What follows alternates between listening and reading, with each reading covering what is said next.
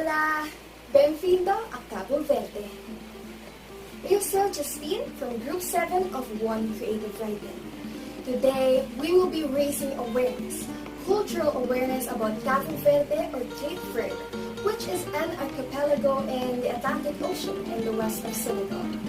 It is a country made up of 10 islands and 5 islands, with a population of only around 500,000. Parece certo? Well, I guess we now have to move forward and talk about the educational system of Cape Verde, and basically everything else that we need to know about this beautiful country.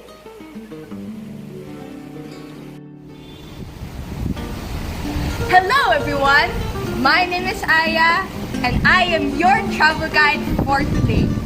Join me as we embark on this amazing adventure of learning the education system of Cape Verde. Since Cape Verde has gained its independence in 1975, its literacy rate has slowly been increasing. In 1975, only 40% of people were literate.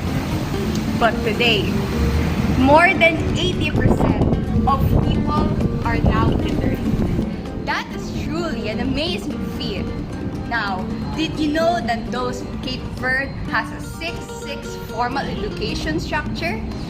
They have to attend primary school at the age of 6 and continue school for 6 years.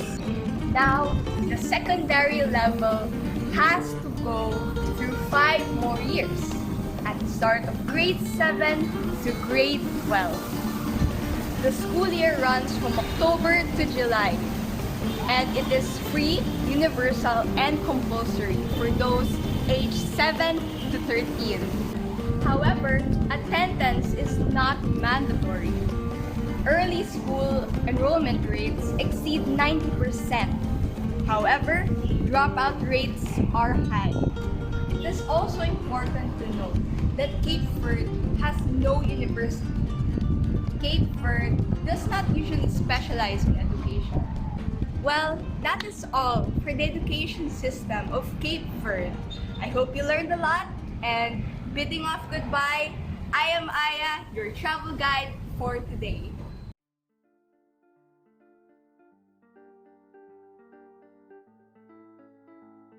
Right, so I'm here to talk about Cabo Verde's music and art. First off, we have to note that not only was Cabo Verde colonized, but it's also an archipelago. This means that throughout the islands, there's a mix of Portuguese and West African cultures. Cabo Verde's art is not traceable to a single aspect because there's already an established art form for them that dates or that originates from their West African culture. These are no lobos, which are African folktales that could be wisdom, knowledge, stories about nature, epics, and similar matters.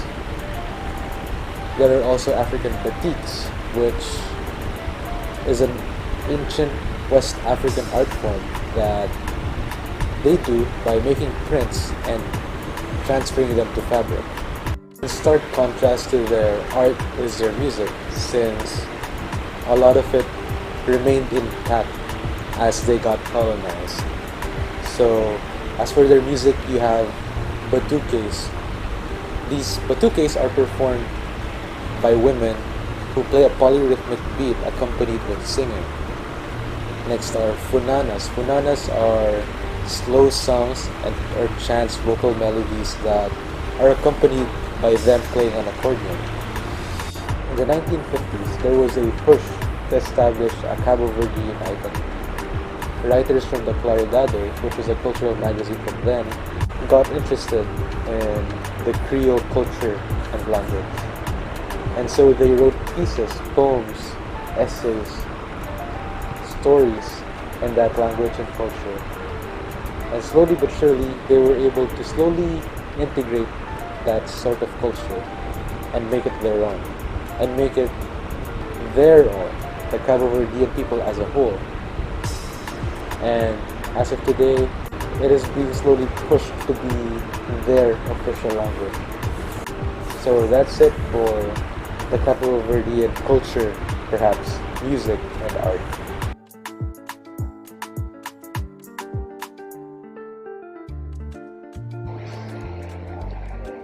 Hola! So, I will be talking about the language of Cape Verde.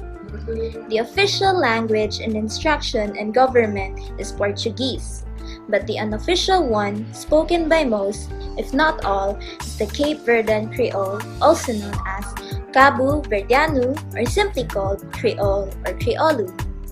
The Creole spoken in Cape Verde is based on Portuguese and is believed to be the oldest and still living language and also has the most numerous native speakers. Amazingly, each island has devised its own version or way of speaking this language. These 9 dialects or variants, as Cape Verdean scholars prefer to call them, are further divided into 2 branches. The Sotavento Creoles, which comprises the southern variants of Brava, Fogo, Mayo, and Santiago, and the Barlavento Creoles, which includes the northern variants of Bauvista, Sal, Santo Antao, São Nicolau, and São Vicente. However, Portuguese is actually their second language, and they don't learn Portuguese until they go to school. So, their first actual language is Creole, and it was developed just when Cape Verde was being colonized. It was said that the slaves created this language and it was a mixture between Portuguese, French, Spanish, and African languages. The common expressions in Cape Verde are manera. This is a one-word expression translating to "What's up?" For example, someone passes by. You may say, "Manera." Cascadenchi. This literally translates as to peel the teeth. Just as most of us may say cheese, and this is an expression often used among children meaning to smile. Chin chin. This expression equates to saying cheers. Lastly, taba tabay, commonly used on São Nicolau. This Cape Verdean phrase is a response meaning it's going. For example, someone asks, "How are you doing today?" You may respond, "Taba tabay." And that wraps it up. Obrigado!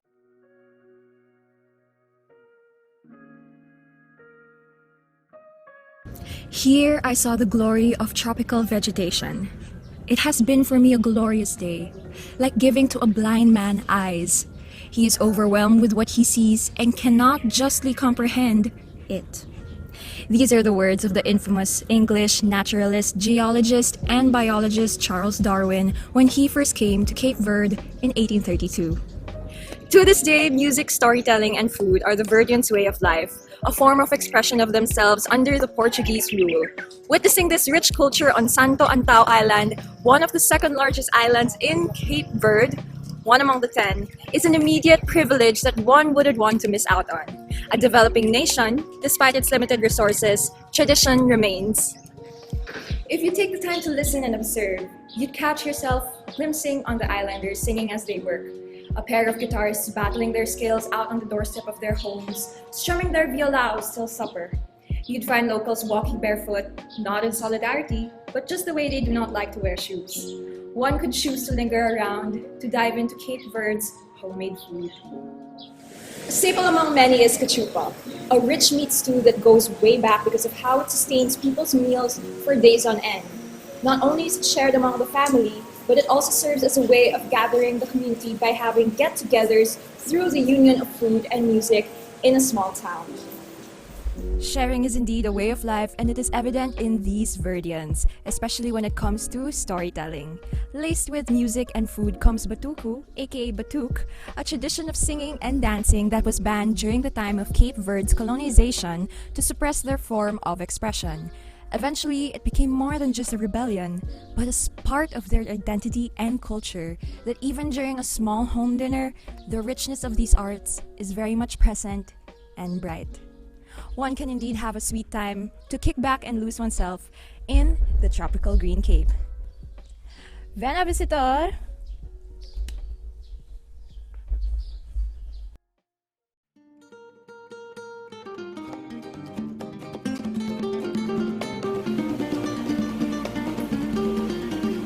we love about Cape Verde is the fact that they remain true to their identity, loyal to their roots, and embracing of their culture, despite having the history of being colonized. And wow, I hope you all learned something new about Cape Verde today. Tutubem, may we remember Cabo Verde of Africa, an archipelago much like the Philippines, diverse, colorful, beautiful, and most definitely extraordinary.